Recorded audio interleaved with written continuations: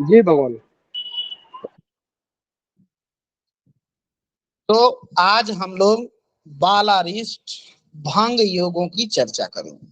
किस प्रकार से पिछले प्रकरण में मैंने आप लोगों को बालारिष्ट योग के बारे में बताया था। आज ये बालारिष्ट योग किस प्रकार से भंग होते हैं, ठीक है, और जी वह जी कौन भगवान। से योग हैं जिनके रहते बालारिष्ट योग अपना अशुभ प्रभाव नहीं दिखा पाते, ठीक ना। इसके बारे में आज हम जी लोग करेंगे। तो सबसे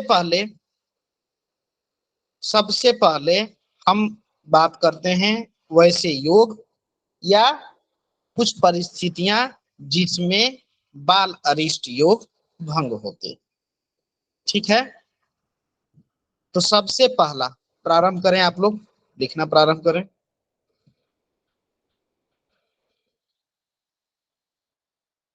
आप सभी लोग लिखना प्रारंभ करें। जी जी भगवान। सबसे पहला परिस्थिति जिसमें बाल अरिष्ट योग भंग होता है। देखिए बाल अरिष्ट जो है, नाम से ही जो है सो आप लोगों को समझ में आ गया होगा कि बाल अरिष्ट क्या है, ठीक ना। बाल अरिष्ट गुरुदेव गुरुदेव, एक बात आपसे बोलना है। आप कक्षा में थोड़ा सा एक बात बोलनी थी। जो आपने बोला था वो भेजने के लिए, और वो 3 ग्रह 4 ग्रह की जब यूपी बनती, वो अभी तक ग्रुप में आया नहीं प्रभु जी। ध्यान से उतर गया प्रभु जी, ठीक ना। आज मैं कक्षा समाप्त होने के पश्चात ही भेज दूंगा, ठीक है। क्योंकि फोन आया था लोगों का, तो मैं बोला गुरु जी इसमें बोल दूंगा। ठीक है ठीक है, ठीक। गुरुदेव, आगे चले। बाल अरिष्ट जो है एक प्रकार का अशुभ योग है, ठीक ना। यह अशुभ योग किसी जातक की कुंडली में हो तो उस जातक का किसी न किसी प्रकार से नुकसान, किसी न किसी प्रकार से हानि, किसी न किसी प्रकार से मृत्यु तुल्य कष्ट भी होता है। तो यह योग बनते कैसे हैं आप लोगों को हमने बता दिया था पिछली कक्षा में। आज ये योग भंग कैसे होते हैं इस पर हम लोग चर्चा करेंगे। तो सबसे पहली परिस्थिति जिसमें बाल अरिष्ट योग भंग होता है, तो सबसे पहली परिस्थिति है कृष्ण पक्ष के दिन में। कृष्ण पक्ष में दिन में, कृष्ण पक्ष में दिन में तथा शुक्ल पक्ष में रात्रि में, शुक्ल पक्ष में रात्रि में, पुनः रिपीट कर रहा हूं, कृष्ण पक्ष में दिन में तथा शुक्ल पक्ष में रात्रि में जन्म हो, जातक का जन्म हो, बालक का जन्म हो। कृष्ण पक्ष के दिन में और शुक्ल पक्ष की रात्रि में यदि जातक का जन्म हो और चंद्रमा छठे या आठवें भाव में हो, और चंद्रमा छठे या आठवें भाव में हो, तो बाल अरिष्ट योग भंग होता है। तो बाल अरिष्ट योग भंग होता है। पुनः रिपीट कर दे रहा हूं, नोट कर लीजिए। कृष्ण पक्ष में दिन में और शुक्ल पक्ष में रात्रि में यदि बालक का जन्म हो, जातक का जन्म हो, और चंद्रमा छठे या आठवें स्थान में हो, तो बाल अरिष्ट योग भंग होता है। तो बाल अरिष्ट योग भंग होता है। दूसरी परिस्थिति जन्म राशि का स्वामी अथवा शुभ ग्रह केंद्र में हो तो भी बाल अरिष्ट योग भंग होता है। जन्म राशि का स्वामी अथवा शुभ ग्रह केंद्र स्थान में हो तो भी बाल अरिष्ट योग भंग होता है, ठीक है। अब जन्म राशि का स्वामी वृष राशि हो गई, तो स्वामी कौन हुआ? शुक्र हुआ ना।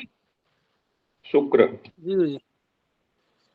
अगर मान के चलिए शुक्र। कि मकर राशि हो गई, मकर राशि यदि हो गई तो स्वामी कौन होगा मकर राशि का? बुध। शनि। बुध होंगे भगवान। मकर राशि का भगवान, मकर राशि, शनि शनि बुध प्रभु होंगे जी। भगवान। मकर राशि का स्वामी बुध है प्रभु जी। शनि है नहीं अरे नहीं, गुरुदेव। शनि मकर है राशि के भगवान। स्वामी शनि। शनि, शनि है भगवान, शनि। हाँ, मकर राशि का स्वामी है शनि। शनि मकर और कुंभ दो राशियों का स्वामी है। सूर्य और चंद्रमा सिर्फ एक एक राशि, सिंह और कर्क, है ना? जी सिंह जी भगवान और जी। कर्क, ये दो राशियों के स्वामी क्रम से सूर्य और चंद्रमा है, ठीक ना? बाकी सभी ग्रहों को दो दो राशियां मिली हुई हैं, ठीक है? तो जी भगवान। जो जिस राशि में जातक का जन्म हो, अगर उसके स्वामी केंद्र स्थान यानी कि लग्न, चतुर्थ, सप्तम और दसम भाव में होते हैं तो बाल अरिष्ट योग भंग हो जाते हैं। इसके साथ ही जो शुभग्रह है हमारे गुरु, शुक्र, बलि, चंद्रमा, ठीक है, तो ये अगर जी भगवान। केंद्र में है तो भी बाल अरिष्ट योग भंग होते हैं, ठीक है? जी। चलिए, बलवान चंद्रमा, बलवान चंद्रमा। अब बलवान चंद्रमा क्या होता है सबको मालूम है, कक्षा में पहले भी चर्चा हो चुकी है। बलवान जी चंद्रमा भगवान। सभी बाल अरिष्ट योगों का नाश करता है, सभी बाल अरिष्ट योगों का नाश करता है। तो भगवान बलवान कहाँ पर होगा बलवान चंद्रमा? बलवान चंद्रमा कहीं पर हो, जरूरी नहीं है कि केंद्र में ही हो, कहीं पर भी अगर जी चंद्रमा जी भगवान। है। अब जी चंद्रमा बली होने के लिए सारी चीजें बताई जा चुकी हैं, ठीक है? अपने राशि में हो, अपनी उच्च राशि में हो, अपनी मूल त्रिकोण राशि में हो, पूर्णिमा के दिन जातक का जन्म हो, ठीक है, इत्यादि जितने भी जो है सो हमारे अवस्था चंद्रमा की जितनी भी कंडीशन बली होने के लिए बताई गई है, वो सारी में से कोई भी हो तो जो है बाल अरिष्ट योग का नाश हो जाता है। कि जन्म से जातक का जो है, जन्म से जातक का जो है, हम चंद्रमा का जो है सो देखते हैं, चंद्रमा का ही प्रभाव होता है। चंद्रमा का पाया देखते हैं ना भगवान, जी जी भगवान। यही सारी चीजें हैं प्रभु जी। अब देखिए, उच्च का चंद्रमा, एक तो कंडीशन होगा कि बलवान चंद्रमा सभी बाल अरिष्ट योगों का नाश करता है, बलवान चंद्रमा सभी अरिष्ट बाल अरिष्ट योगों का नाश करता है। दूसरा कंडीशन, उच्च का चंद्रमा केंद्र भाव में स्थित हो, उच्च का चंद्रमा केंद्र भाव में स्थित हो, यानी कि लग्न, चतुर्थ, सप्तम और दसम, उच्च का चंद्रमा केंद्र भाव में स्थित हो तथा शुभ ग्रह उसे देखते हो, शुभ ग्रह उसे देखते हो तो सभी बाल अरिष्ट योग भंग हो जाते हैं, तो सभी बाल अरिष्ट योग भंग हो जाते हैं, ठीक है? जी भगवान। चलिए, अभी तक हम जो है राहु को सबसे खराब जो है सो कहते थे। अब एक कंडीशन है जिसमें राहु जो है जातक को सपोर्ट करता है, देखिए यही कर्क, लिखते जाइए, कर्क, मेष,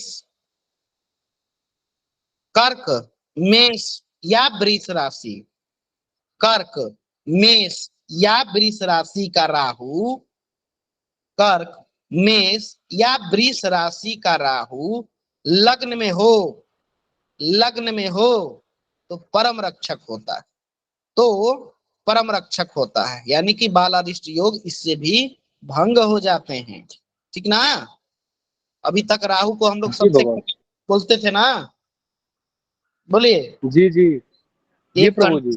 एक कंडीशन यहाँ पे आई कि राहु जातक को सपोर्ट कर रहा है, ठीक है? तो कौन से कंडीशन में? यानी कि लग्न हमारा कर्क, मेष या वृष हो, कर्क, मेष या वृष का लग्न हो और उसी लग्न स्थान पे हमारा राहु बैठा हुआ हो, तो यह जो है जातक का रक्षक होता है, यानी कि बाल अरिष्ट योग भंग हो जाते हैं। चलिए तीसरा कंडीशन, छठा कंडीशन, छठा कंडीशन है लग्न व चंद्रमा पर, लग्न व चंद्रमा पर शुभ ग्रहों की दृष्टि हो, लग्न और चंद्रमा पर शुभ ग्रहों की दृष्टि हो तो भी बाल अरिष्ट योग भंग हो जाते हैं। यानी कि हमारे चंद्रमा को और लग्न को, इन दोनों को अगर शुभ ग्रहों की दृष्टि प्राप्त हो जाती है तो भी बाल अरिष्ट योग भंग हो जाता है। ठीक है, चंद्रमा मन का कारक है और लग्न है जातक का शरीर। ठीक है, जी भगवान। तो दोनों को यदि सपोर्ट प्राप्त हो रहा है, शुभ ग्रह उसे देख रहे हैं, तो भी बाल अरिष्ट योग भंग हो जाते हैं। चलिए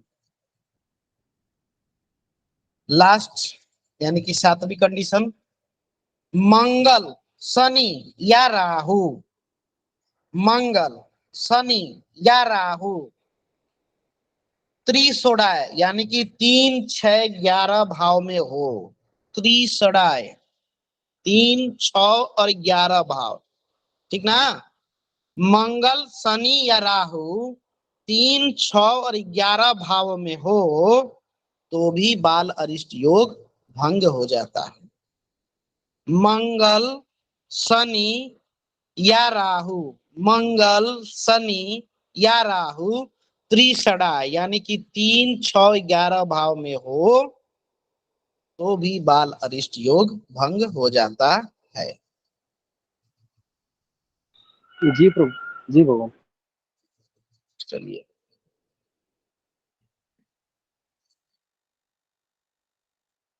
अब जो है सो कुछ और भी चीजें लिखाई गई हैं, इसमें भी आप लोग देख लें।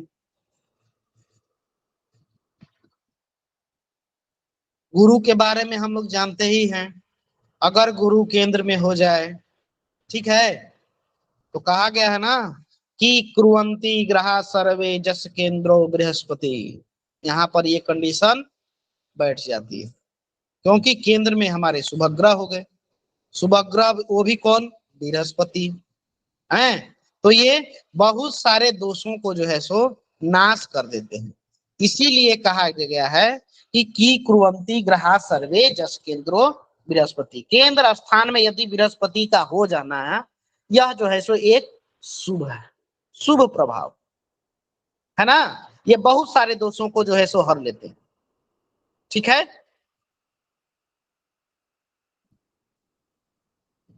चलिए जी प्रभु जी। क्या क्यों है, ये भी चीज है, क्योंकि जितने भी हमारे अशुभ भाव हैं उन पर प्रायः गुरु की दृष्टि लग्न, चतुर्थ, सप्तम या दशम भाव में से कहीं पर हो जाती है, ठीक ना। लग्न, चतुर्थ या दशम भाव में या सप्तम भाव में अगर गुरु बैठ जाते हैं, ठीक है, तो बहुत सारे अशुभ भावों पर इनकी दृष्टि पड़ती है, जिसको ये जो है मतलब जो ज्यादा पीड़ा पहुंचाने वाला है थोड़ा सा कम पहुंचाएगा, तो बहुत सारे दोष जो है सो हर लेते हैं ये। ठीक है, क्योंकि गुरु की जो दृष्टि है उस दृष्टि अनुसार एक पाद, द्विपाद, त्रिपाद, चतुष्पाद, 4 प्रकार की दृष्टि है ना सभी ग्रहों की। जी भगवान।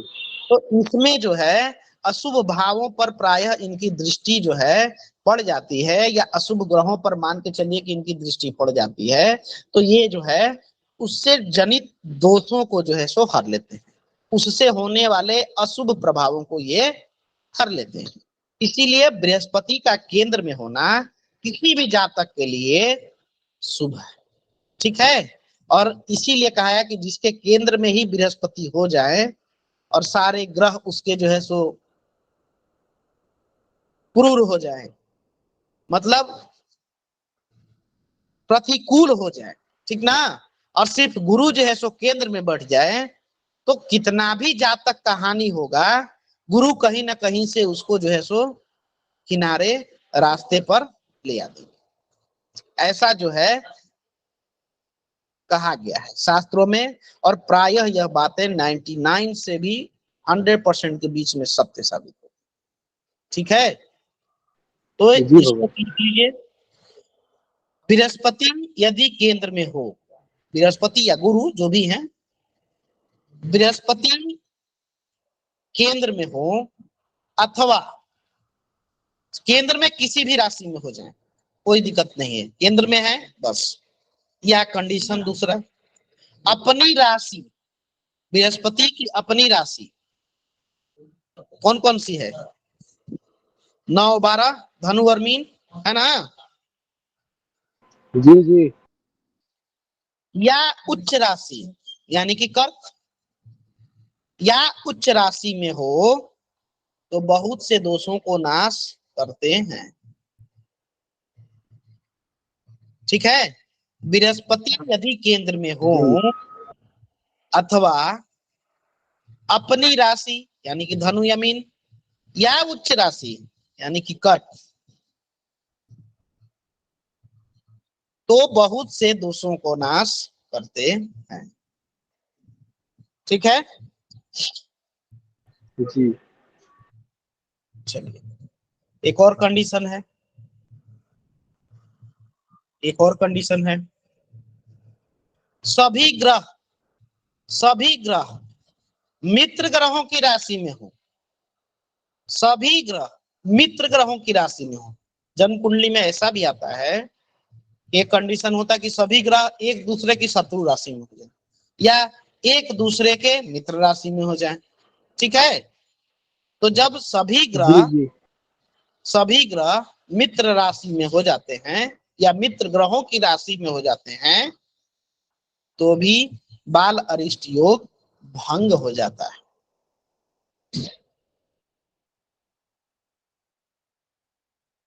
अब जब मित्र ग्रहों की राशि में आ ही गए तो अब नवांश भी देख लेते हैं।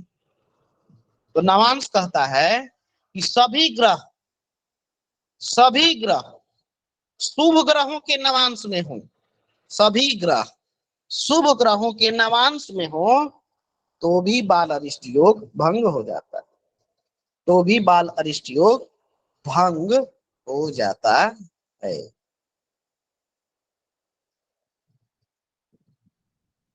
जब हम गणित ज्योतिष पढ़ा रहे थे तो नवांश साधन के लिए बता रहे थे, है ना? जी जी प्रभु जी।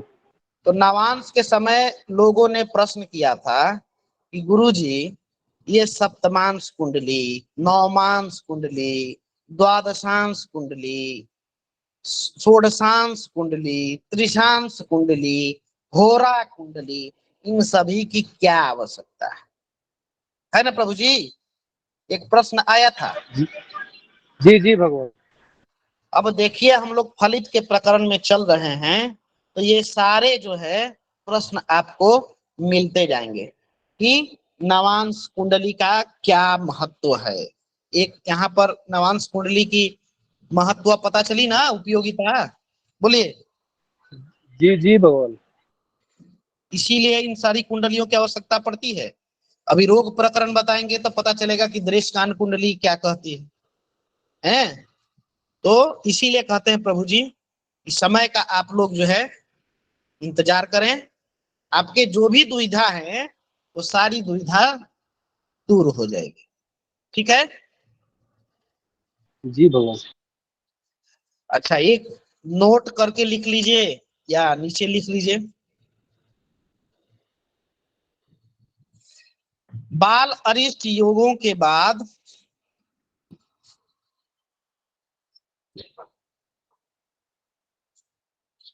बाल अरिष्ट योगों के बाद अब तो मान के चलिए कि कुंडली हमने देखा, अब कुंडली देखना कैसे है वो हमको जानना है। ठीक है, किस प्रकार से योगों को देखते हैं? तो सबसे पहले तो हम देखते हैं कि भाई जिस जातक की कुंडली आई है वह बालक किसी प्रकार के अरिष्ट उसके साथ तो नहीं होने वाला है, या किसी प्रकार से उसको हानि तो नहीं पहुंचने वाली है, तभी ना उसके भूत भविष्य वर्तमान को देखेंगे प्रभु जी।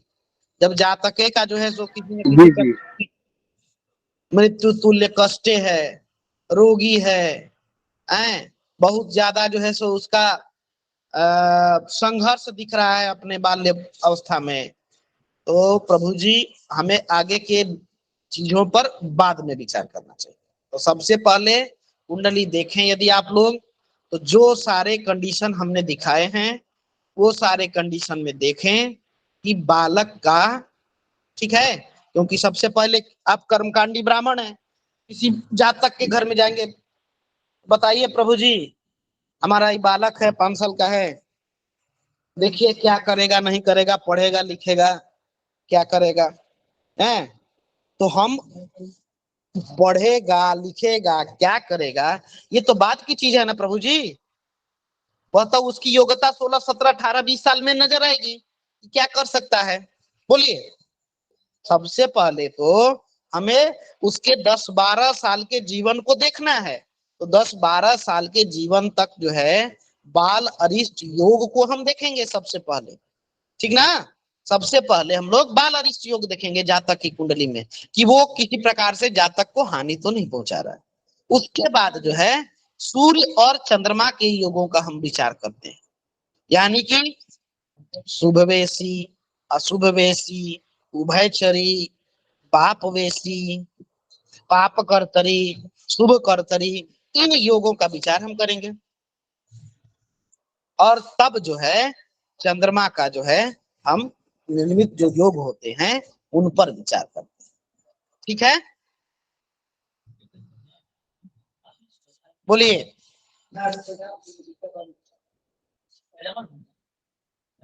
बोलिए प्रभु जी, आवाज आ रही है मेरी? आ रही आ रही आ रही। आवाज आ रही है मेरी?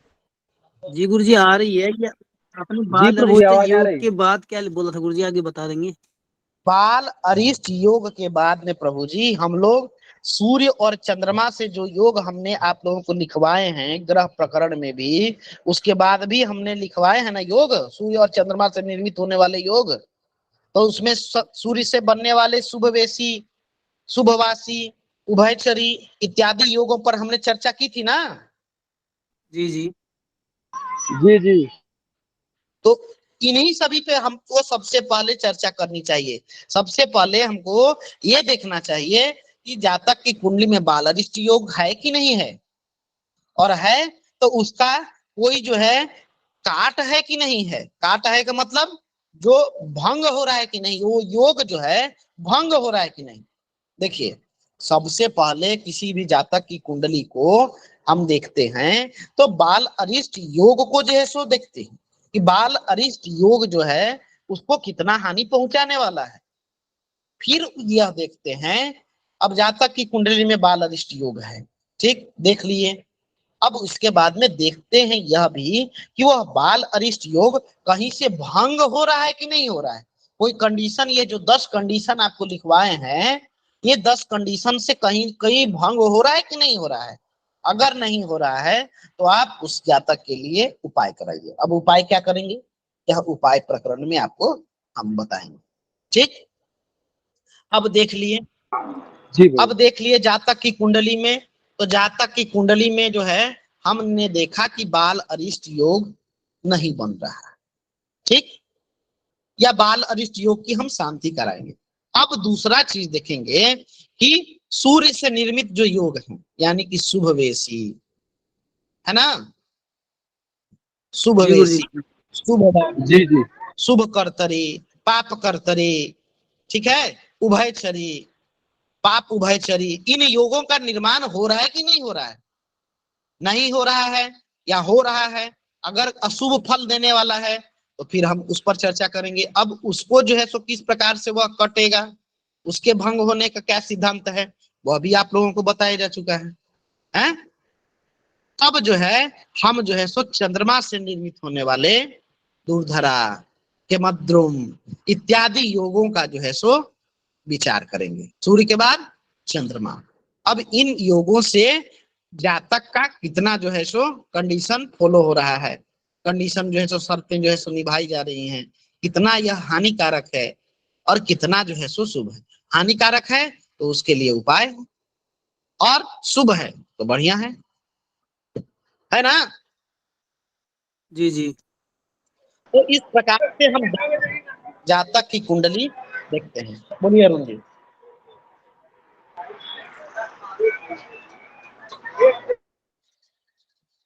चलिए,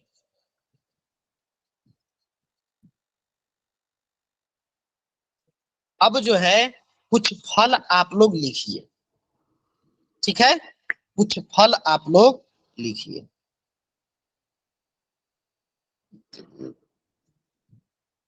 फल क्या है? यदि सूर्य स्थित भाव से, यदि सूर्य स्थित भाव से चंद्रमा, यदि सूर्य स्थित भाव से चंद्रमा केंद्र भाव में हो, यानी कि अब देखिए सारी जो गणित में प्रश्न आ रहे थे, सूर्य कुंडली, चंद्र कुंडली, मंगल कुंडली, बुध कुंडली, है ना, अब सारे यहाँ पर जी भगवान। आपके सामने दृश्य होंगे। सूर्य स्थित भाव यानी कि सूर्य जहां पर बैठा है वहां से हम एक सूर्य कुंडली तैयार करेंगे। लग्न कुंडली से सारे ग्रहों की कुंडली तैयार होती है, आपको मैंने पहले भी बता दिया है।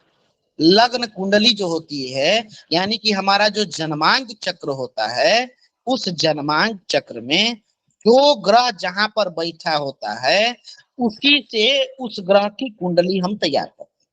यानी कि अगर चंद्र कुंडली तैयार करते हैं तो चंद्रमा जिस भाव में है उसी राशि को हम लग्न मानते हुए बाकी सारे ग्रहों को बिठा देते हैं, ठीक है।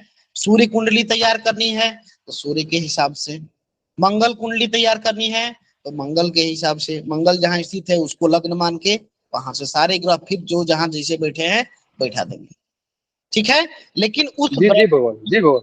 उस ग्रह को लग्न मान देंगे, ठीक। चलिए, अब जो है जी भगवान। यहाँ पर कंडीशन उसको देखें। यदि सूर्य स्थित भाव से चंद्रमा केंद्र भाव में हो, इसको तो समझाने की आवश्यकता नहीं है ना, समझ रहे हैं ना इतना आप लोग। जी जी। जी जी जी भगवान। किन्हीं को ना समझ में आ रहा हो तो हैंड रेज करिए, किन्हीं को ना समझ में आ रहा हो तो हैंड रेज करिए, क्योंकि देखिए हम बातें, हाँ बिल्कुल बिल्कुल बिल्कुल, हम जो है सो बातें आपको बता देंगे और पता चला कि वो फॉलो ही नहीं आपको हुआ, ठीक है ना। चलिए, ज्योति जी, ज्योति मिश्रा महोदया, जी गुरुजी। नमो नमः, बताइए। नमो नमः। गुरुजी एक्चुअल मेरा फर्स्ट क्लास है और इसके पहले मुझे पता नहीं था तो मैं जुड़ी नहीं थी, जी तो बस ज्योतिष से सीखने की इच्छा थी तो ये मुझे इसका पता चला, लेकिन आज मेरा फर्स्ट क्लास है। कुछ कुछ योग मुझे पता है, बाल अरिष्ट योग मैंने सुना है और इसके बारे में, लेकिन मतलब बहुत ज्यादा डिटेल्स मुझे अभी ज्योतिष की नहीं है, इसलिए मुझे बहुत कुछ समझ में नहीं आ रहा है। अच्छा, तो महोदया आप ध्यान होके सुने, और अगली जी जब हमारी कक्षा, अगला सेशन जब स्टार्ट होगा, ठीक है, जी उसका जो है सो जुड़िए। अभी फिलहाल फलित की जो कक्षा चल रही है इसका आप जो भी समझ में आता हो उसको समझिए। हम तो जान रहे हैं कि अगर पहले की बेसिक चीजें क्लियर नहीं होंगी तो सारा ऊपर ऊपर से कहानी चला जाएगा, है ना। जी तो जी आप जो है इसको जुड़िए और इसको प्रयास करिए सीखने का, समझने का, ठीक है। जी अगर कुछ आपका इससे जो है सो फायदा पहुंचता है तो फिर आगे के लिए चीजें और आसान हो जाएंगी आपके लिए, जी ठीक है। गुरुजी। जी चलिए, धन्यवाद महोदय आपका। प्रतिदिन कक्षा में महोदय जी आइए आप, प्रतिदिन कक्षा में आइए आप, 7 बजे से कक्षा चालू होती है। जी, हाँ मैं पूरी कोशिश करूंगी कल से रेगुलर रहने की, ताकि कुछ सीख सकूं। बिल्कुल बिल्कुल, धन्यवाद महोदय जुड़ने के लिए। चलिए जी भार्गव जी जी अपना प्रश्न करें प्रभु जी। गुरुदेव, बालारिष्ट योग से संबंधित प्रश्न था कि ये योग का परिणाम जातक की कौन सी आयु से कौन सी आयु तक रहता है? भगवान, हमने कल ही लिखाया था आपको, ये बाल अरिष्ट योग जो हैं आपके 12 वर्ष तक, ठीक ना, 12 वर्ष की आयु तक हम बाल अरिष्ट योगों का जो है निर्णय करते हैं। ठीक है, जी 12 वर्ष की आयु तक यह जो है जातक का। देखिए हमारे जो पूर्वज थे, ठीक ना, हमारे जो पूर्वज थे बहुत ज्यादा जो है सो लोगों की कुंडली को बना के आज की तरह एकदम बच्चा हुआ और बस उसकी कुंडली तैयार करके फलादेश लिख के दे दिए, है ना। जी ऐसा जी इतने भगवान। खुलापन जो है सो नहीं दिखलाना चाहिए। ठीक है, हमको जातक की कुंडली जो है 5 वर्षों के बाद ही बनानी चाहिए। ठीक है, अच्छा 5 वर्षों की आयु के पश्चात जातक की कुंडली हमको बनानी चाहिए और उसके बाद उसके फलों को जो है लिखना चाहिए या बताना चाहिए। जन्म कुंडली क्या होता है कि लोग कुछ तैयार कर लेते हैं, ठीक है, और उसके बाद उसको भूल जाते हैं, जबकि एक बार कम से कम वर्ष में एक बार उसका अवलोकन अवश्य करा लेना चाहिए किसी भी ज्योतिषी किसी भी पंडित जी से मिलकर।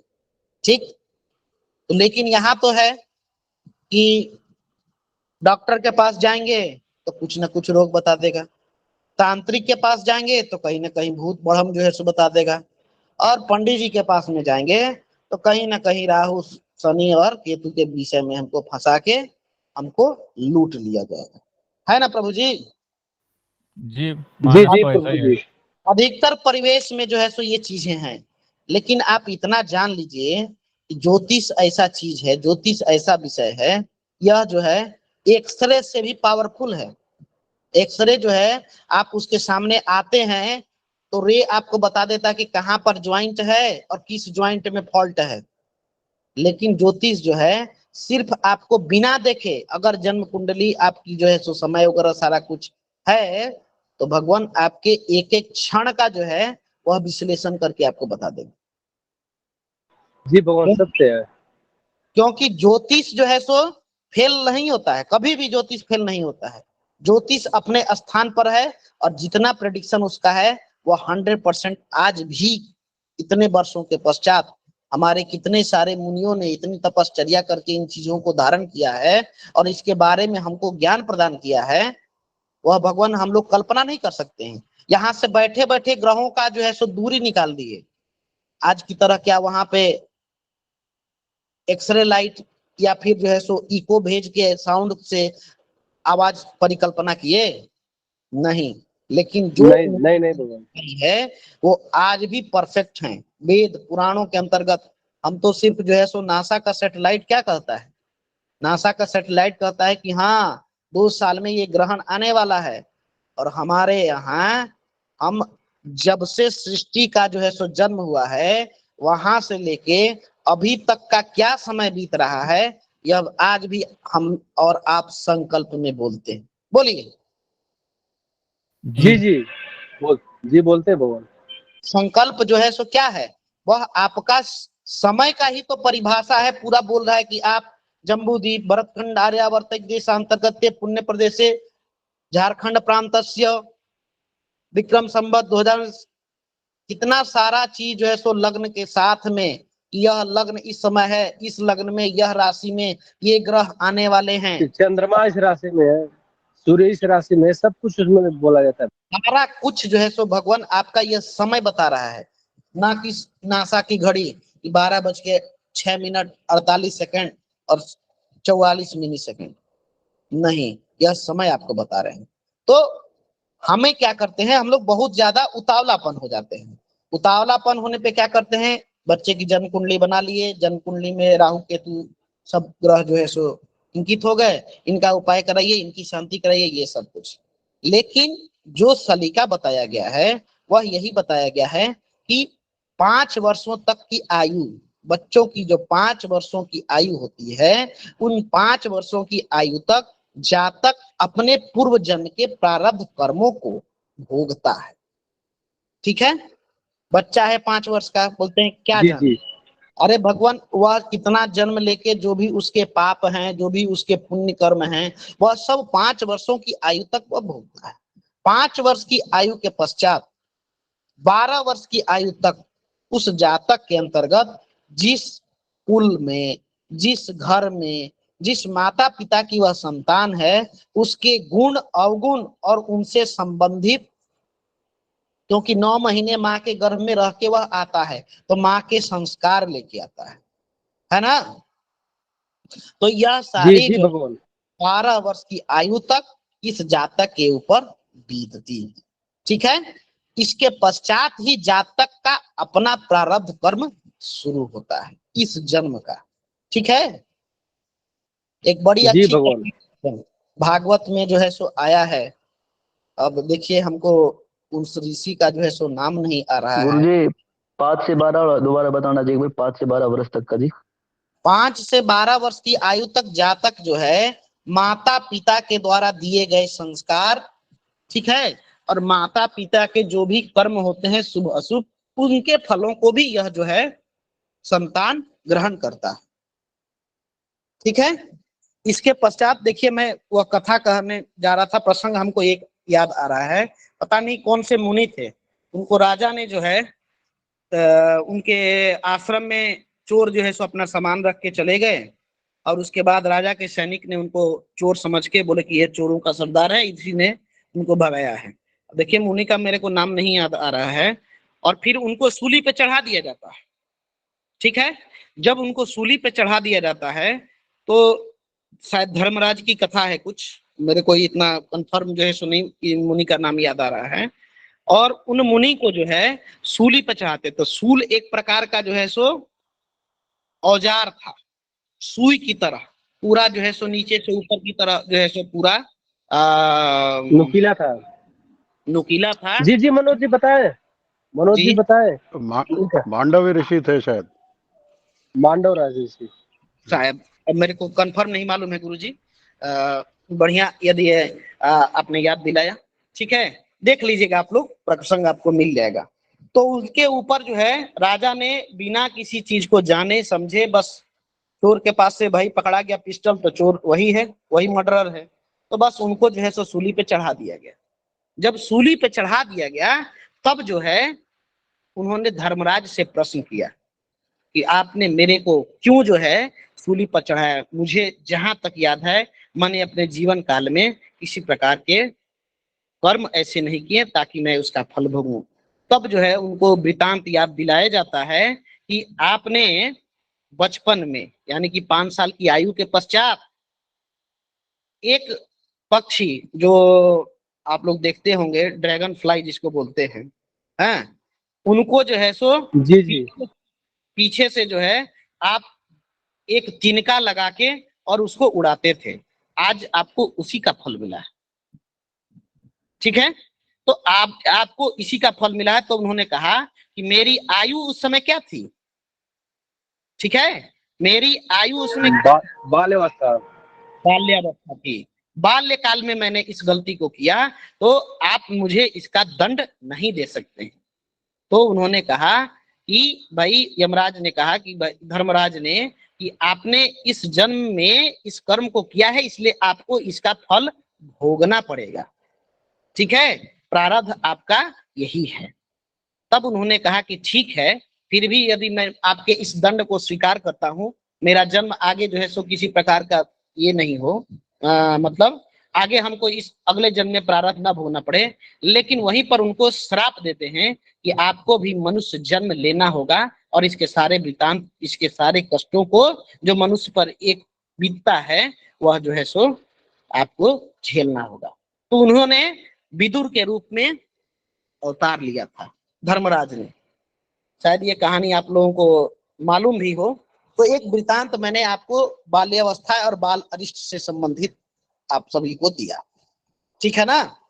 तो जी जी 5 प्रभु जी, बहुत आयु सुंदर। तक जो रहता है, वह जो है सो जातक के बाल्यकाल की अवस्था होती है, और उसमें जो कुछ कर्म होते हैं उसको जो है हम यहाँ पर देखते हैं जातक की कुंडली में कि बाल अरिष्ट योग है कि नहीं है। अगर है तो वह किसी प्रकार से भंग हो रहा है कि नहीं हो रहा है। इसके पश्चात हम जातक की आगे आने वाली 12 वर्ष की आयु के पश्चात हम देखते हैं कि जातक पढ़ेगा, लिखेगा, कितना आयु होगा, क्या कितनी संतान होगी, क्या होगा, ये सारे चीजों का निर्णय हमको करना चाहिए। लेकिन 5 वर्ष से पहले किसी भी जातक की कुंडली, क्योंकि आप सभी सनातन धर्मावलंबी यहाँ पर उपस्थित हैं, 5 वर्ष से आपसे भी निवेदन है कि आप लोग भी 5 वर्ष से कम आयु की जातक की कुंडली जो है सो न बनाए। हाँ, उसको पंचांग में पहले के लोग लिख देते थे, एक टिप्पण की तरह जो है सो टिप्पणी लिख के दे दिए कि हाँ इस समय इस स्थान पर इस जातक का जो है सो जन्म हुआ है ना। तो ये सारी चीजें जो है आप लोगों को भी अब धीरे धीरे धारण करनी है और इसका अनुकरण करना है। ठीक है, इसके पश्चात आप लोग कुंडली को देखेंगे। तो मैंने आज आप लोगों को सबसे पहला तो बाल अरिष्ट योग को दिखाया, बाल अरिष्ट योग होते कैसे हैं और यह भंग कैसे होते हैं। उसके पश्चात उनके जो है सो किस प्रकार से भंग होने की संभावना बनी रहती है। तत्पश्चात हमें जातक के कुंडली में सूर्य और चंद्रमा के योगों को जो निर्मित होते हैं उनके शुभ अशुभ फल को देखना चाहिए। तत्पश्चात ही बाकी सारे योग, राजयोग, गज केसरी योग, उभयचरी इत्यादि नवसा योग पर हमको चर्चाएं करनी चाहिए। ठीक है प्रभु जी।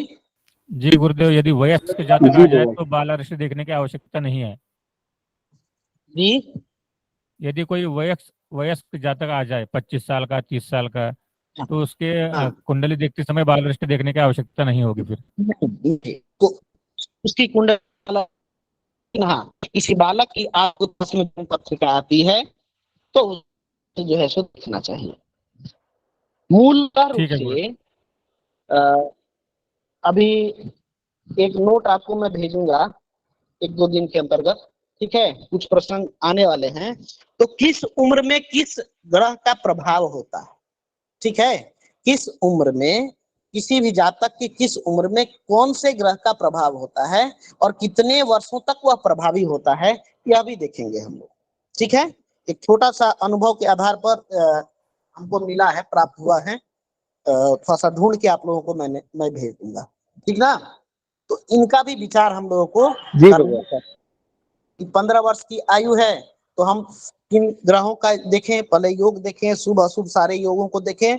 उसके पश्चात एक रिजल्ट हमारे सामने आएगा, उसमें देखेंगे कि हाँ 15 साल की आयु है, शुक्र का इसमें जातक का प्रभाव थोड़ा सा बढ़ा हुआ।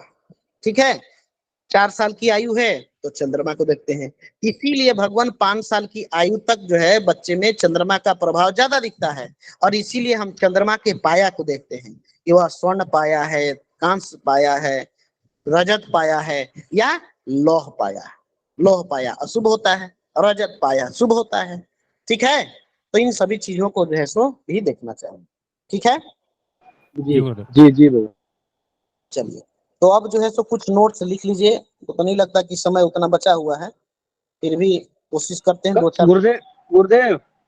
गुरुदेव नोट्स मत लिखवाइए, अब जिसका कोई प्रश्न हो उसका प्रश्न ले लीजिए, बाकी कल होगा, क्योंकि 50 हो गया है, 10-15 मिनट प्रश्न में भी समय लगेगा। चलिए ठीक है प्रभु जी, अपना अपना प्रश्न करें, लेकिन टॉपिक से रिलेटेड। जिन किसी का कोई प्रश्न हो अपना हैंड रेस करके गुरुदेव से प्रश्न करें। आज की कक्षा में जिनका कोई प्रश्न हो अपना हैंड रेस करके गुरुदेव से प्रश्न करें। है किन्हीं का कोई प्रश्न है प्रभु जी? भार्गव जोशी जी बोलिए प्रभु जी। गुरुदेव, इसी से संबंधित प्रश्न था कि समझ लीजिए कोई वयस्क जातक आता है कुंडली दिखवाने, तो हम उसके बालारिष्ट योग को देखकर हम ये बता सकेंगे कि उसके बालपल में या बचपन में ये घटना उसके साथ हुई थी। इसके लिए भी उसका उपयोग कर सकते हैं। भगवान अब किसी का, ये आपकी विद्वता सिद्ध करने के लिए है। ठीक है, यह जो है सो ज्योतिषीय जो है सो एक प्रकार का रिजल्ट था आपके सामने, आपने उसको बताया ताकि उसको आप एज ए प्रोफेशनल डील कर सकें। ठीक है, ये चीजें ठीक है, लेकिन उसके कोई जातक हमारे पास में आया है तो अपने भूतकाल को तो लेके नहीं आया है ना, बोलिए। वो भविष्य को लेकर आया है, और भविष्य के चीजों को लेके आया है, तो आगे आने वाली चीजों को ही हमें ज्यादातर जो है सो देखना चाहिए। उसको जो है सो हमारे पास आया किस लिए, एक प्रकार का नेतृत्व मार्गदर्शन करने के लिए कि उसको किसी कार्य में, विवाह में, संतान में, रोजगार में, व्यवसाय में, परिवार में किसी न किसी प्रकार से जो है सो कष्ट है, उसका जो है सो आपसे समाधान लेने के लिए आया है। वह आपसे थोड़ी जानने के लिए आया है कि भार्गव जोशी जी अच्छे ज्योतिष हैं कि नहीं। बोलिए, बताइए प्रभु जी जी। जी गुरुदेव, जी जी जी बोलिए। ठीक है, आप बिल्कुल सही है। अब आप जो है अपना क्या बोलते हैं प्रतिष्ठा जो है सो दिखलाने के लिए बोल सकते हैं कि हाँ भाई 4 साल की उम्र में तुम्हें सांड ने सिंह लगाया था, या पत्थर से तुम गिर गए थे, या पानी में डूब के जी तुम्हारा जो है सो बड़ा नुकसान हुआ था, बड़े रोगी हो गए थे। ये सारी चीजें हैं प्रभु जी, ठीक है।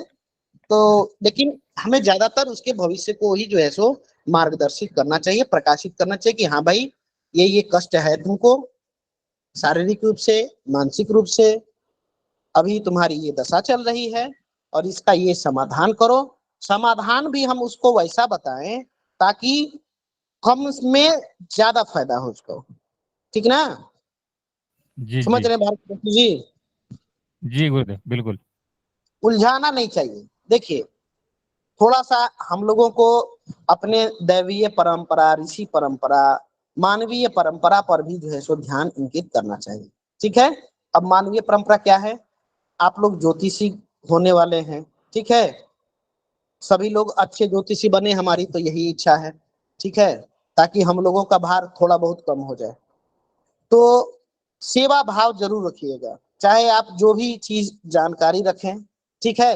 एक सेवा और समर्पण का भाव अवश्य रखें, तो देखिएगा आपकी विद्या जो है सो फलीभूत होगी। अगर आप धन कमाने के चक्कर में चले जाएंगे तो भगवान ठीक है ज्योतिषी हैं, वो प्रभाव रहेगा, लेकिन फिर वो प्रभाव जो है सो आपके अंदर में नहीं रहेगा। आपकी प्रेडिक्शंस जो है वह जो है धीरे धीरे उसमें कमी आएगी, न्यूनता आएगी, प्रभाव नहीं रख पाएगी।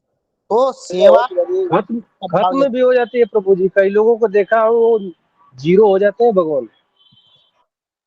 तो आप सभी से नम्र निवेदन है भगवान, करबद्ध निवेदन है आपके मार्गदर्शक के रूप में कि आप लोग जो भी विद्या सीख रहे हैं उस विद्या के अंदर समर्पण का भी भावना रखिएगा, ठीक है।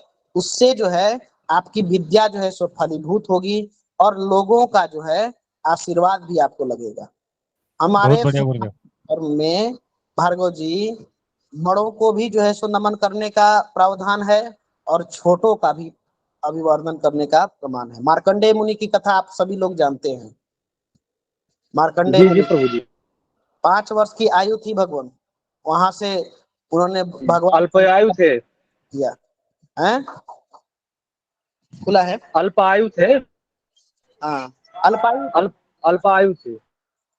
तो उनके पिताजी ने उनको जो है बोला कि जो भी रास्ते से आए सबको प्रणाम करो। उसी का परिणाम हुआ प्रभु जी कि वो इतने जो है प्रकांड विद्वान हुए और आज भी उनकी रचनाएं हम लोग हमारे लिए प्रेरित करने योग्य है ना। बोलिए। उनका भगवान यहाँ पर उनका स्थान भी बना दिया गया, आपके गाजीपुर जिले में मार्कंडेय जी का स्थान भी बना दिया गया। बिल्कुल बिल्कुल बिल्कुल कहा गया है अरुण जी, अभिवादनशीलस्य नित्यं वृद्धोपसेविनः चत्वारि तस्य वर्धन्ते आयुर्विद्या यशो बलम। सिर्फ अभिवादन से नित्यम वृद्धोपसेविनः, अपने से बड़ों को भी छोटों को भी, ठीक ना। जी जी उससे भगवान। की जो है सो प्राप्ति होती है। आयु, आप दीर्घायु होंगे, चिरंजीवी होंगे, ताकि लोगों का भला कर सके। विद्या, जिस विद्या में आप हैं उस विद्या में आप निपुण होइएगा। यश, आपकी दूर दूर तक ख्याति फैलेगी। और बल, शारीरिक रूप से बलवान, स्वस्थ रहिएगा तो बलवान भी होइएगा,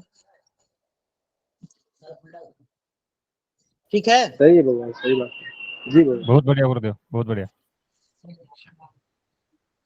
और किन्हीं का कोई संशय प्रभु जी जो हम दूर करने का प्रयास करें। आनंद भट्ट जी बोलिए प्रभु जी। गुरुजी मैं यूँ कह रहा था, ये आपने जो लास्ट में फल लिखा है, यदि सूर्य स्थित भाव से चंद्रमा केंद्र भाव में हो तो भी बालारिष्ट योग भंग हो जाता है, ये है ना इसका कहने का तात्पर्य। नहीं प्रभु जी, अभी तो इसको बता ही रहे थे, कल इसको बताएंगे, ठीक है। जी गुरुजी, जी ठीक है गुरुजी। इनके फल हम लिखवाने रहे थे कि जातक की धन बुद्धि और निपुणता में जो है कमी रहती है, बाल अरिष्ट योग भंग नहीं होता है। ठीक है, जी गुरुजी, जी जी, कल बताइएगा गुरुजी। ठीक है गुरुजी। हाँ कल बताएंगे इसको। तब तक एक एक चीज को आप लोग ग्रहण करें। तो और किन्हीं का कोई प्रश्न नहीं ना है? नहीं भगवान, किसी में कोई प्रश्न नहीं है, कक्षा को समाप्त किया जाए। साथ ही मंत्र बोल रिकॉर्डिंग दीजिए। ऑफ कर दीजिए। महोदया ज्योति जी, ज्योति महोदया जी, जी गुरु, जी गुरु जी। आप कितने दिनों से संस्था से जुड़ी हुई हैं? महोदया थोड़ा सा अपना परिचय कुछ दें। गुरु जी किस संस्था से?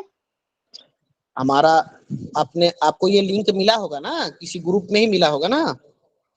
जी जी, फेसबुक से मिला था। अच्छा, फेसबुक से मिला।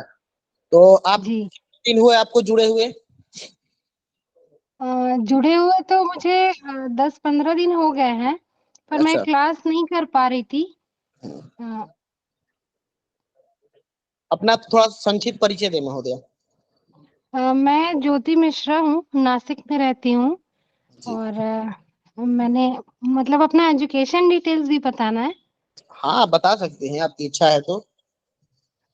मैं मैथ्स ऑनर्स किया है मैंने बीएससी से। जी, और अभी फिलहाल ज्योतिष में इंटरेस्ट है, इसलिए कुछ अपने से सीखते रहती हूँ, बुक से, यूट्यूब से। बस उसी से सीखती हूँ। और तो 5 साल मैंने आईसीआईसी बैंक में जॉब भी किया है। चलिए, धन्यवाद महोदया। जी। यूट्यूब पे हमारा सनातन ज्ञान संस्थान के नाम से एक चैनल है। जी। ठीक है, आपने हमारे संस्थान का लोगो देखा ही होगा। ठीक है, उसमें हम्म कुछ चीजें जो है बताई गई हैं, वीडियो सारे अपलोड हैं। ठीक है, हम्म हम्म आप अवलोकन कर सकती हैं ताकि हमारी जो रूपरेखा है, जो बेसिक चीजें हैं, आप जान सकें। ठीक है, जी, तो ठीक है गुरुजी। यदि यदि आपकी इच्छा है तो आप उस पर भी जो है सो जाके विजिट करके देख सकती हैं सारे योगों को। पहले के जो पूर्व हमारे गणित, फलित और ग्रह प्रकरण, सारी चीजों को बतलाया गया है वहां पे। तो आप उसको देख के अवलोकन करें। और अपना जो है ग्रुप का भी जो है सो शायद लिंक प्राप्त होगा आपको। हम लोगों का सनातन ज्ञान संस्थान का व्हाट्सएप ग्रुप है। महोदया जी, ग्रुप में आप जुड़ी हुई है ना? जी जी, मैं ग्रुप में, इसी ग्रुप से ही मुझे लिंक मिला है, तो वहीं से जुड़ी हूँ जी आज। जी, ना ना, तो जो जैसे कि हाँ, ग्रुप से ही लिंक मिला है तो ठीक है, ग्रुप में जुड़ी है तो वहाँ आपको यूट्यूब की वीडियो मिल जाएगी। अगर नहीं ठीक है। मिलती है तो हमको आप बता दीजिए नंबर, मैं आपको भेज दूंगा पर्सनली। इसमें आपको बहुत कुछ मिलेगा। इसमें सारी हाँ पिछली कक्षाएं जो की गई है ना, उसमें सारा कुछ आपका तैयार हो जाएगा। आपको थोड़ा समय देना पड़ेगा वहाँ। अरुण हाँ, तिवारी, मैं समय समय दे अरुण सकती हूँ। तिवारी, अरुण तिवारी जी, जी जी, अपना नंबर मैसेज कर दें प्रभु जी, महोदया नोट कर लेंगी और ये जुड़ जाएंगी। ठीक है, ठीक ठीक है गुरुजी। गुरुजी, कोई मतलब बुक का नाम बता देते, जिससे कि स्टार्टिंग से मुझे पढ़ने में थोड़ा सहूलियत हो जाता। बुक के महोदया पीडीएफ भी हैं। आप नंबर नोट कर लीजिए अरुण तिवारी जी का। ठीक है, जी। और से संपर्क कर लीजिएगा। बुक्स के सारे जो है सो हमारे टेलीग्राम ग्रुप है और हमारा मैं व्हाट्सएप आपको ग्रुप पूरा पीडीएफ है। आपको मैं पूरा बुक पीडीएफ भेज दूंगा। जो भी बुक होगी मेरे पास ज्योतिष की, मैं आपको भेज दूंगा। आप मेरा नंबर नोट कर लीजिए। अच्छा ठीक है, मैं आपका नंबर नोट करके आपको मैसेज कर देती हूँ। ठीक ठीक महोदय। अरुण जी, इनको फलित ज्योतिष की कक्षा में जोड़ दीजिएगा। ठीक है, चलिए आज की कक्षा ठीक हम ठीक गुरुदेव। किन्हीं का कोई संशय तो नहीं रह गया है शेष? चलिए, नहीं तो गुरुदेव, कक्षा को समाप्त करें। आज की कक्षा यहीं पर समाप्त करते हैं। ओम पूर्णमिदं पूर्णात् पूर्णमुदच्यते पूर्णस्य पूर्णमादाय पूर्णमेवावशिष्यते।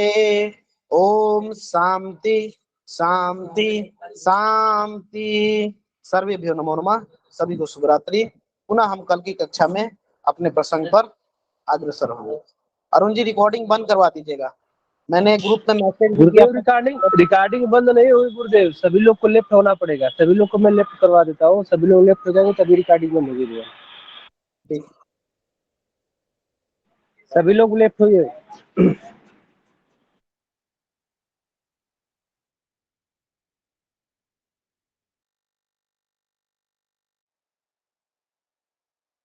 गौरी जी, अभिजीत जी लेफ्ट हो प्रभु जी।